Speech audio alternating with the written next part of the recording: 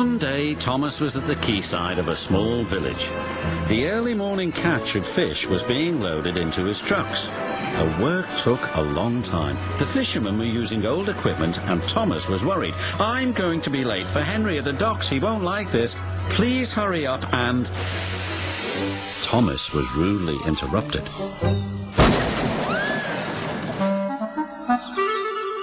His driver and fireman laughed. "Phew," sniffed Thomas. "What a pong!" He was glad when they were speeding along the beautiful coastal run. As they approached the lighthouse, they saw a man waving a red flag. "What's the matter now?" "High tides are damaging the track," reported the man. "I've marked the spot."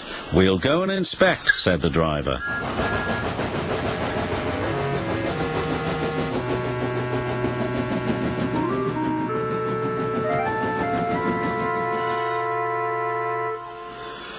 "It would be dangerous for heavy engines like Henry," agreed the driver, "but for Thomas it's safe enough."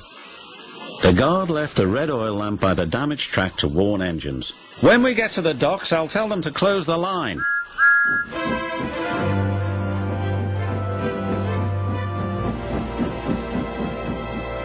Henry was waiting anxiously for Thomas's trucks.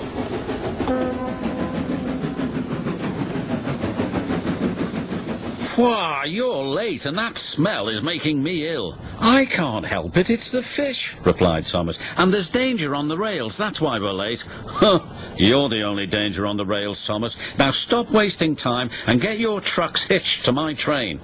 Thomas's driver and fireman were in the yardmaster's office when they heard Henry's whistle. There he was, steaming out of the station with his long, heavy train called the Flying Kipper. "What route is Henry taking tonight?" asked the driver. "The coastal run, it's the quickest." "But I told you, that's dangerous for a big engine like Henry." The yardmaster quickly phoned the signalman. Henry roared past the signal box. "I'll soon make up for lost time." The signalman was answering the telephone but couldn't hear the warning. By the time he did, Henry was far away in a cloud of steam. But when Henry reached the coastal track, his hopes for a fast run were dashed. Fog floated everywhere. "I can't see," cried Henry. Nor could his driver.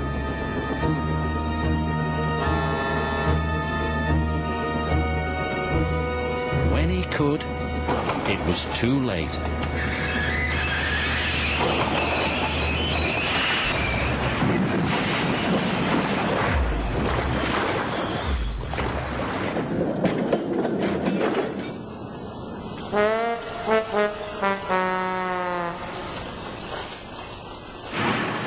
As soon as the tide was high enough, Henry was craned out of the water. "Engines don't swim, Henry. You were meant to deliver fish, not swim with them," said the fat controller. "You should know that by now." "Yes, sir. I'm sorry, sir." When Henry arrived at the docks, Cranky the crane looked down at him disdainfully. My, Henry, I expect you'll have some fishy tales to tell, but take my advice, have a long hose down first." "Pah!" hissed Henry, but there was worse to come. "Look," said a child, "they've caught all this fish and a green whale too. It's not a whale, it's a monster." Henry was most upset.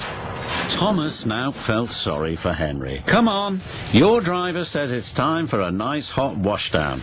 Then you'll feel much better." And Henry did. "I'm sorry I was rude to you, Thomas." "Oh, that's all right. But can you smell something?" "What?" asked Henry nervously. "Fresh air." "Oh, yes," replied Henry.